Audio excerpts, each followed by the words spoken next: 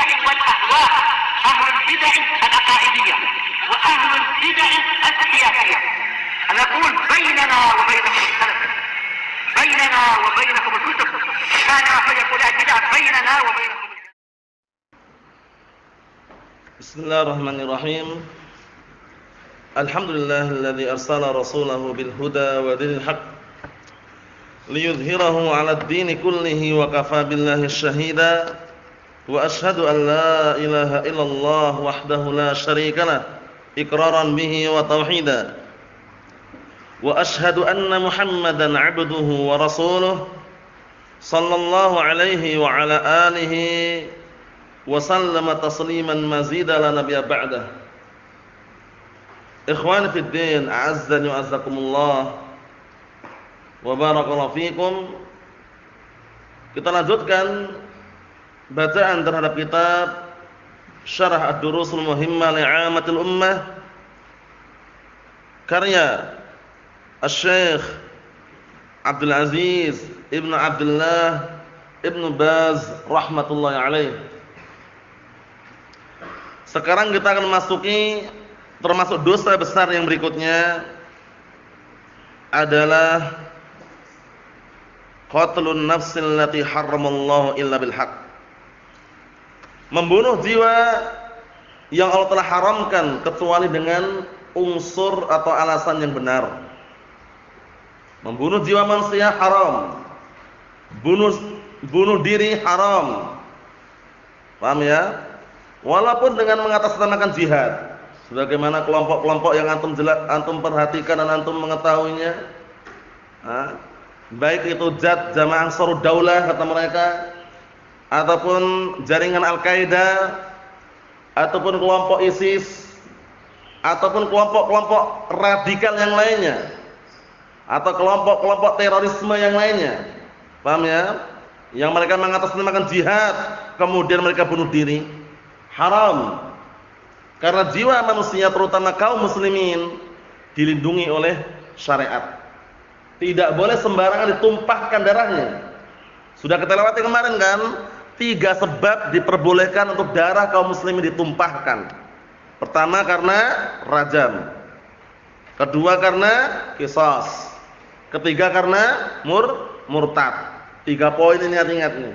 Selain itu, walaupun atas nama jihad, kemudian mencari surga firdaus kata mereka dengan melakukan bom bunuh diri atau yang semisalnya, haram. Paham ya? Kata mereka ingin mencari jalan menuju surga, jalan pintas, tapi salah alamat. Paham ya? Nah, jalan pintas yang mana? Orang kalau bunuh diri itu jalan pintas menuju neraka gitu loh. Paham ya? Bukan malah menuju surga. Ayat yang pertama yang sering disebutkan para ulama mengenai haramnya bunuh diri, Allah Ta'ala mengatakan wala taqtulu anfusakum innallaha kana bikum rahima. Jangan kalian bunuh diri kalian karena sungguhnya Allah Ta'ala menyayangi kalian. Jadi Allah Ta'ala itu sayang dengan kita, sayang dengan hamba-hambanya, kok malah bunuh diri. Paham ya? Kedua, Allah Ta'ala mengatakan wala tulqu biaydikum ila tahlukah wa ahsinu innallaha yuhibbul muhsinin. Sesungguhnya Allah Ta'ala menyatakan dalam ayat tersebut, jangan kalian menjerumuskan diri kalian ke dalam kebinasaan dengan sebab tangan kalian. Dan berbuat baiklah kalian karena sesungguhnya Allah Ta'ala mencintai orang-orang yang berbuat kebaikan. 2 ayat cukup untuk membantah orang-orang yang membolehkan bunuh diri. 1 hadis ancaman mengenai orang yang bunuh diri. Bagaimana ancamannya? Nabi kita Muhammad SAW, beliau mengatakan man qatala nafsahu bisyai'in udziba bihi yaumil qiyamah. Barang siapa yang bunuh diri dengan sesuatu, maka nanti hari kiamat, barakallahu fikum, dia akan diadab dengan sesuatu yang dipakai untuk bunuh diri. Paham ya? Hati-hati. Kalau dia bunuh diri dengan pedang, dia adab dengan pedang tersebut. Paham? Kalau dia dengan bunuh diri dengan bom, dikhawatirkan demikian juga. Ngeri, ancamannya ngeri. Paham ya? Itu semuanya ancaman mengenai orang yang bunuh diri. Jadi tidak ada istilahnya jihad fisabilillah dengan cara bunuh diri. Sejak mulai dari peperangan Rasulullah SAW, perang Badr, perang Uhud, perang Khandaq, kemudian perang Mu'tah dan perang-perang yang lainnya, nggak pernah nukilkan para sahabat bunuh diri. Enggak pernah. Padahal perang maju langsung. Dan itu jalan menuju surga, iman nasr wa iman syahadah. Ima pertolongan, ima mati syahid. Tapi ini dari rumah bawa ransel. Kemudian ketemu di tempat syekhnya atau gurunya, ranselnya dilepas, ganti rompi yang berisi bom. Langsung apa? Langsung masuk ke gereja meledak, bom bunuh diri. Katanya masuk surga Firdaus. Firdaus yang mana? Paham ya? Salah alamat itu. Paham ya? Karena nanti melibatkan orang sekitarnya yang terbunuh, bahkan terkadang bukan orang kafir saja, orang muslim juga. Dan itu termasuk bentuk apa? Bentuk tindakan kriminalitas. Tindakan apa? Kriminalitas itu kejahatan. Haram. Paham ya? Karena antara orang kafir dan orang muslim dalam kondisi damai seperti ini enggak boleh bikin gaduh. Enggak boleh bikin rusuh.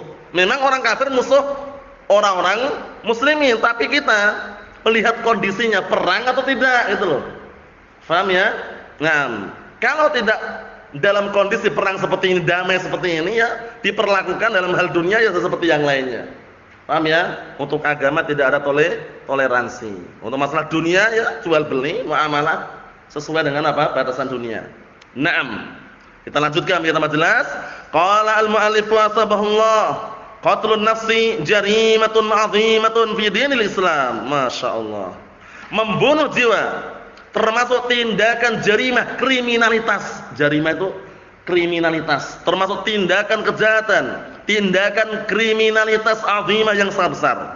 Fi dinil Islam, dalam agama Islam ini. Paham ya? Jangan pernah bunuh orang lain gara-gara patokan tanah, gara-gara rebutan tanah, akhirnya enggak bisa mengkontrol keadaannya, tidak bisa mengkondisikan keadaannya. Tetangganya dibunuh sama dia. Allahul musta'an, hati-hati.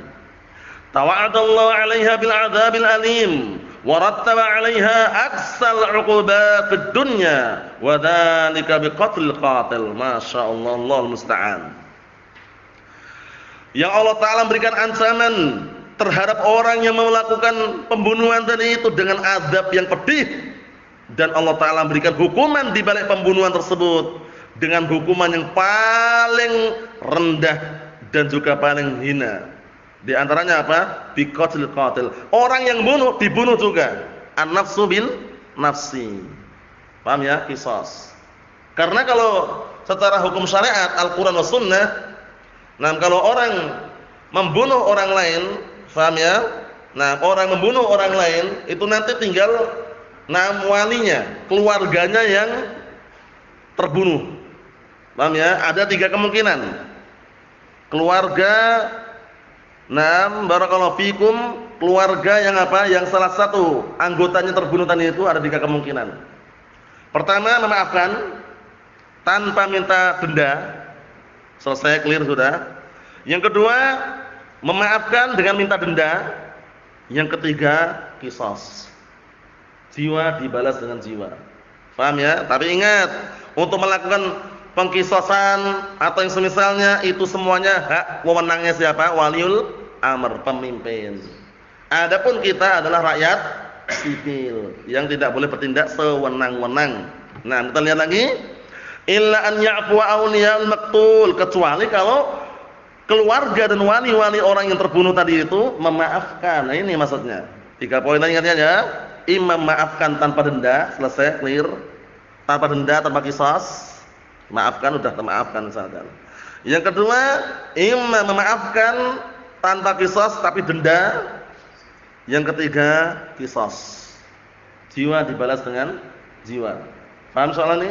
Naam. Ikhwani fi din, azdani wa jazakumullah wa barakallahu fikum.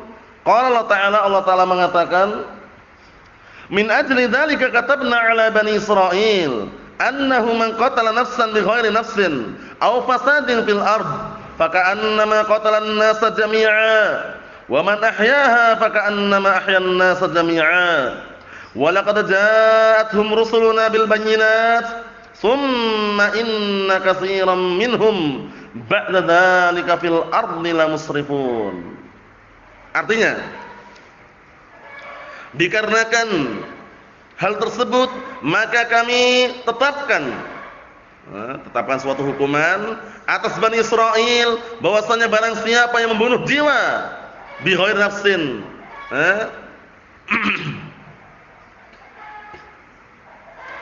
Bukan sebabnya karena apa? Bunuh jiwa yang lain. Maksudnya bagaimana? Dia bunuh jiwa bukan karena sebabnya bunuh jiwa yang lain.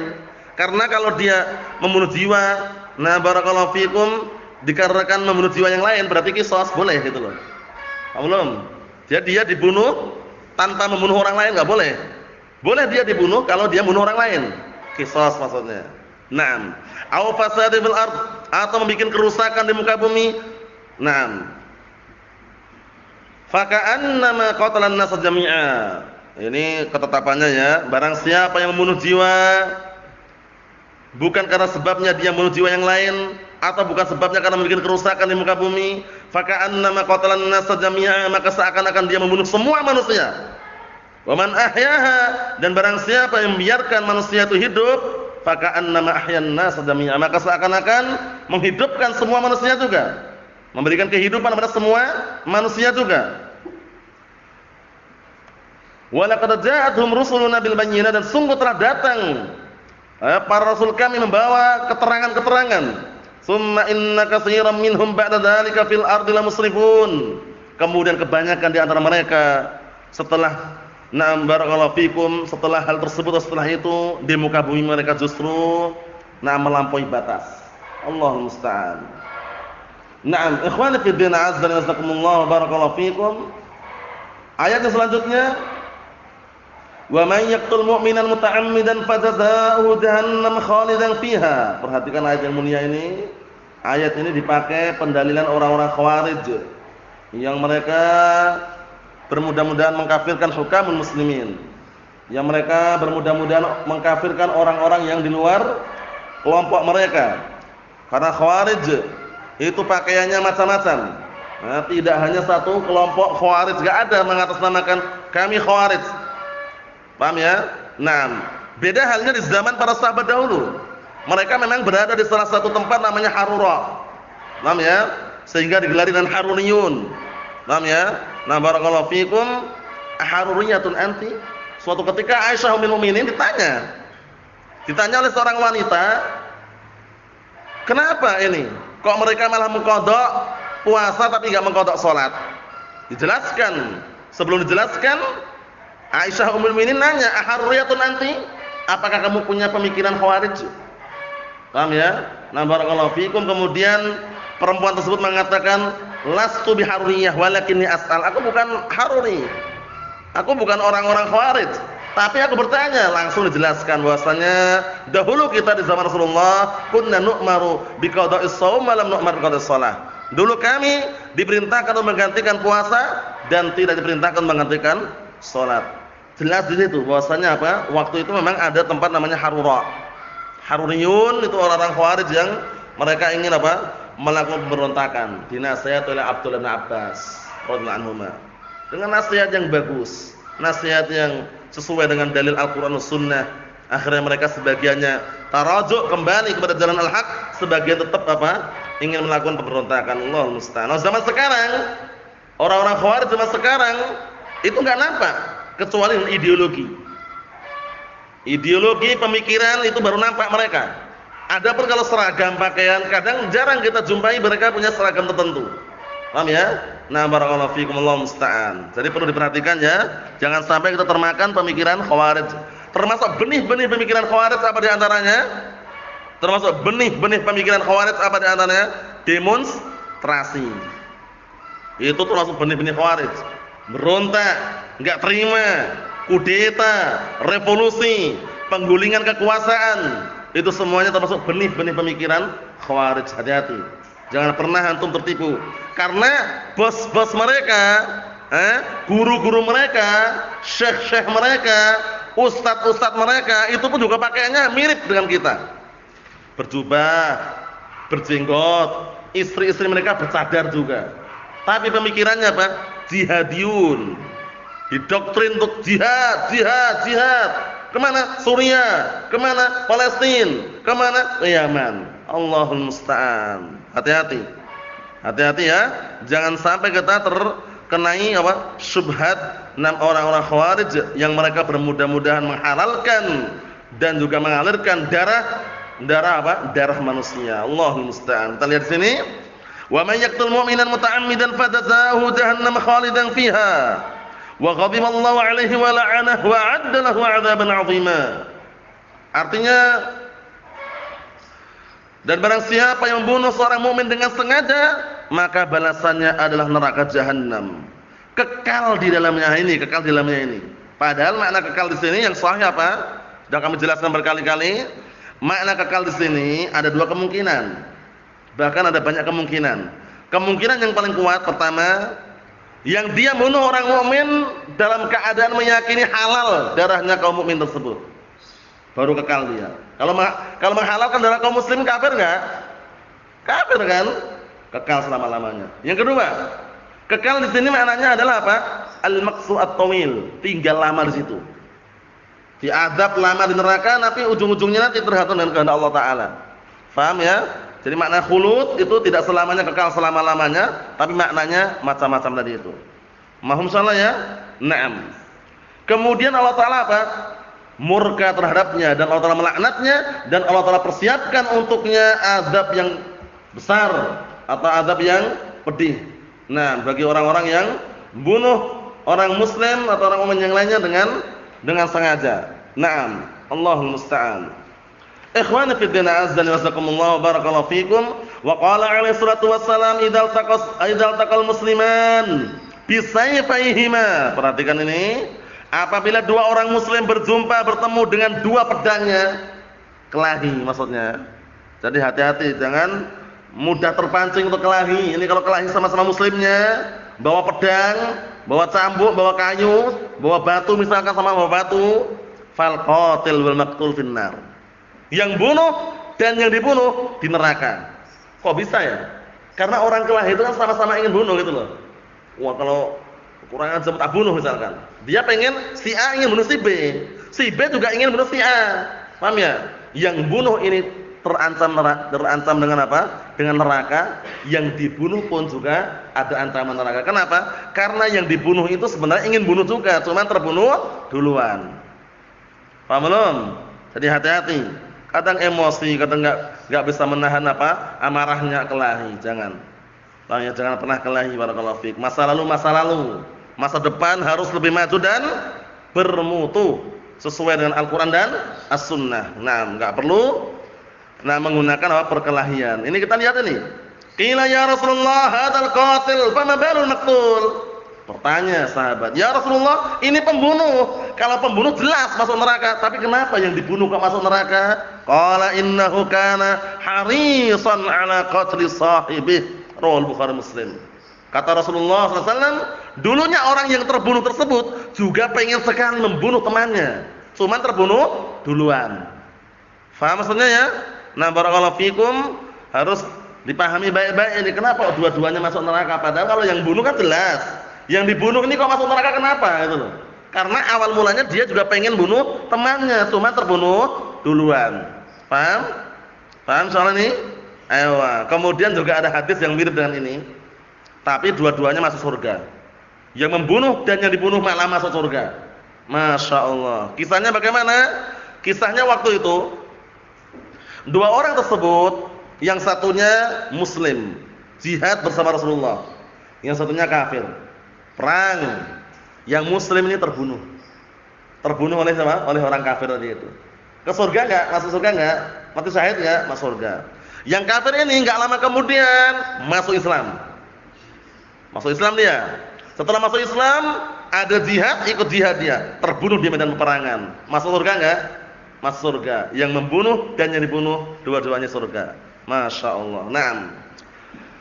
Wa qala alaihi salatu wassalam la yazalul abdi fi fushatin min dinih ma lam yusib daman haraman. Ruwal Bukhari wa Ahmad. Perhatikan baik-baik ini. Senantiasa seorang hamba berada pada kelapangan pada agamanya. Kelapangan dari barakallahu fikum dalam agamanya, lapang, dadanya lapang, tenang dia. Kapan itu? Malam yusib daman haraman, selama tidak menimpa atau mengalirkan darah yang haram. Jadi kalau orang udah bunuh orang itu enggak tenang pikirannya. Walaupun sudah dimaafkan, karena terhantui terus.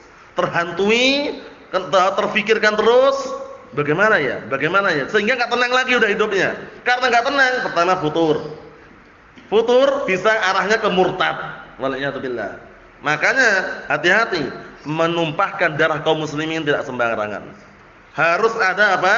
Harus sesuai dengan syariat atau harus sesuai dengan apa? Sesuai dengan alasan yang syar'i. Ingat-ingat, an-nafsu bin nafsi. Qisas. Yang kedua, rajam, as-saybuz zani, rajam. Yang ketiga, murtad. Selain itu hati-hati. Hati-hati. Antum kita mainan dengan saudaranya, hindari senjata tajam. Hindari sajam, senjata tajam. Paham ya? Karena berbahaya. Sudah kita lewati hadisnya kan? Kadang kita misalkan bermain-main dengan pisau, ternyata ada setan lewat.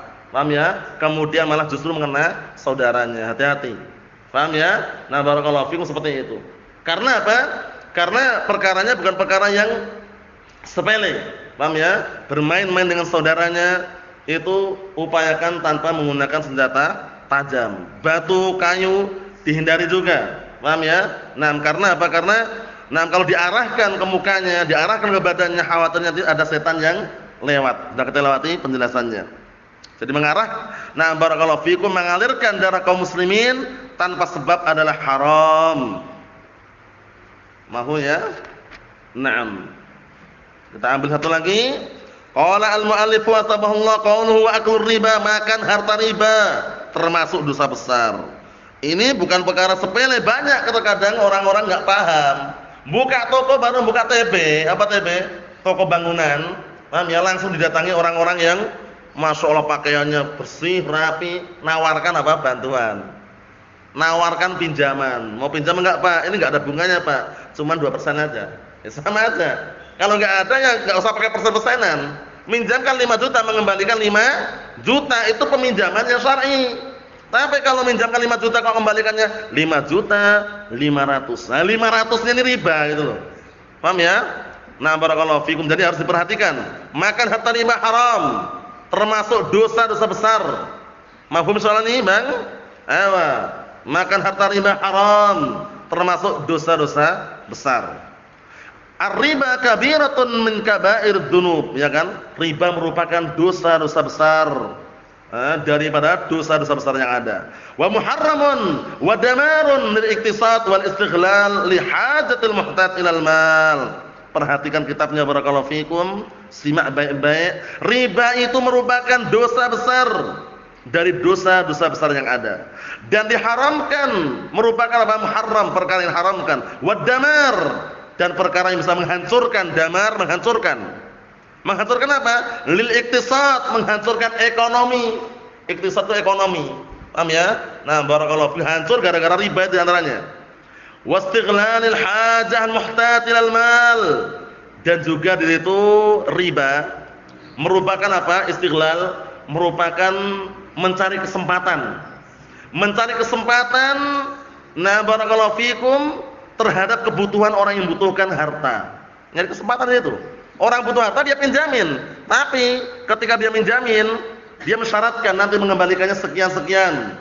Ada bunganya, ada lebihnya. Nah itu seperti itu. Allahumma musta'an, haram. Sawa'un kana tajiran fi tijaratihi aw kana faqiran li hajatihi. Dua di antaranya. Baik dia itu pedagang dalam perdagangannya, atau dia itu orang fakir terhadap kebutuhannya. Ada orang fakir didatangi, minjam atau tidak? Minjam sekian, sekian, sekian. Bunganya sekian. Nah ini, jangan pernah antum mau minjam uang di bank yang ada bunganya. Dan untuk saat ini wallahu alam, berdasarkan pengamatan dan juga barakallahu fikum, penelitian dan juga barakallahu fikum, pengalaman yang ada di Indonesia ini enggak ada bank yang enggak riba itu. Paham ya? Hampir semuanya sudah tercampuri yang namanya ribawiyah. Dan kita pun harus hati-hati. Karena disebutkan dalam hadis, barakallahu fikum, bahwasanya tidak ada seorang pun yang terlepas dari debu-debu riba. Paham ya? Nah, praktek ribawiyah, antum beli motor di dealer, itu terkadang kalau antum bayarnya enggak kontan, bayarnya kredit, itu biasanya sudah riba. Tapi namanya bukan riba, denda. Sama aja. Ini bukan riba, Pak, ini kan denda, Pak. Bapak terlambat ya anak naikkan katanya harganya. Paham ya? Akhirnya riba di situ. diganti namanya denda. Sama aja. Paham ya? Transaksi jual beli ada dua kemungkinan. Ima nakdan kontan, ima taksi dan kredit. Kredit boleh, tapi ingat jangan pernah dinaikkan wala barakallahu fikum dilebihkan apa? Bayarnya ketika terlambat bayar. Paham ya? Di awal permulaan enggak masalah. Kontan 10 juta, kredit 12 juta enggak masalah. Tapi 12 juta ini jangan naik lagi sudah. Walaupun terlambat, ima dimaafkan, ima diundur. Paham ya? Itu boleh. Ewa. Terus hukumnya bagaimana Ustaz? Yang sekarang marak-maraknya dikenal BMT. Tahu BMT enggak tuh, Mbak? BMT tahu? Apa itu BMT?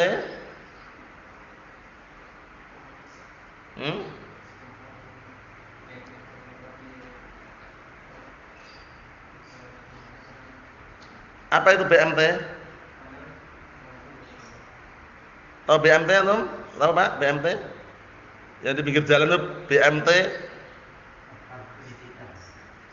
Bukan. BMT semacam bentuknya itu kayak meminjamkan, mau membantu. Paham ya? Prakteknya nih ya, praktek BMT, tapi dengan cara membelikan barang. Bentuknya barang mengembalikannya lebih. Ini termasuk riba dengan cara halus. Contohnya gini. Bapak mau beli motor, iya. Katanya Bapak nggak punya uang, nggak punya. Ayo Pak, ikut Pak. Tak bantu Pak. Diajak ke dealer. Beli motor, dia milih apa? Jupiter MX. Mam ya milihnya dia. Dibayar kontan sama bapak tadi yang nolong tadi itu. Kontan. Tapi nanti bapak bayar ke anak kredit ya. Nah itu. Itu sebenarnya riba. Kenapa riba? Sebenarnya dia itu minjamkan uang ke orang yang nggak mampu tadi itu, bentuknya barang, mengembalikannya lebih. Motornya harganya cuma 15 juta, mengembalikannya 17 juta. Tapi bentuknya barang. Hati-hati. Itu praktek BMT seperti itu, wallah alam. Karena banyak yang cerita, dia nggak punya barang, diajak ke toko, ya enggak? Mau beli mana? Nah beli yang ini, udah bayar kontan. Nanti bayar ke anak kreditnya. Lembut, halus. Nah, barakallahu fikum, tapi ternyata itu riba. Hati-hati. Paham ya? Jadi terus bagaimana solusinya? Solusinya BMT itu nyediakan barang. Mau dijual kontan tafadhol, dijual kredit enggak masalah, barang ada. Jual tapi, paham ya? Tapi kalau dia gayanya halus, ngajak ke toko, milih yang mana Pak? Terserah Pak, semua tak bayar katanya. Ana milih yang ini, yang Yamaha NMAX ini katanya. Paham ya? Ya udah, kontan, jebret. Bayar, diambil dealer. Nah, orang ini nanti bayar ke orang yang bayar tadi lebih dengan cara kredit. Haram, hati-hati. Paham ya? Praktek seperti itu haram. Itu namanya minjamkan harta bentuknya barang. Sedangkan kalau kita telusuri minjamkan harta, kalau 5 juta mengembalikannya berapa?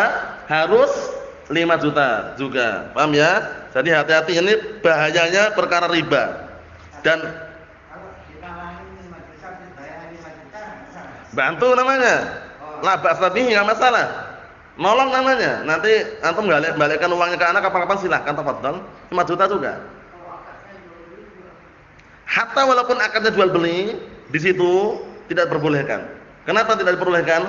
Karena nanti dia mengembalikannya tadi loh. Mengembalikan seakan-akan surahnya dia bayar kredit. Tapi kenapa? Dia itu asli minjamin. Minjamin ke orang tadi itu bentuknya barang. Nanti kamu bayarnya ke anak, kreditnya seperti itu. Belum. Kalau yang Aba Ubaidah tadi sampaikan, itu nalangi tapi tanpa apa? Tanpa melebihkan. Hanya minjamin uang.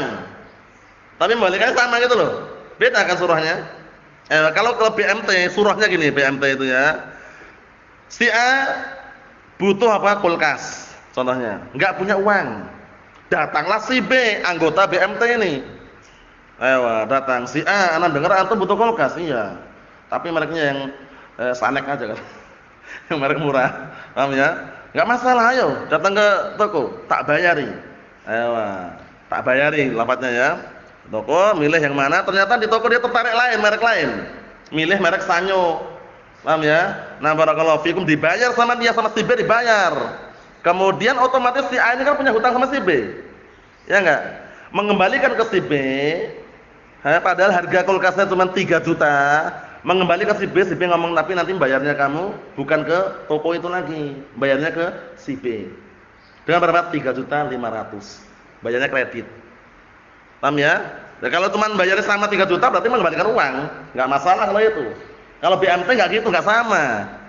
Kredit lebih banyak nanti hasilnya. Maksudnya meminjamkan uang 3 juta, mengembalikannya 3,5 juta, itu prakteknya gitu aslinya. Cuman bentuknya apa? Barang.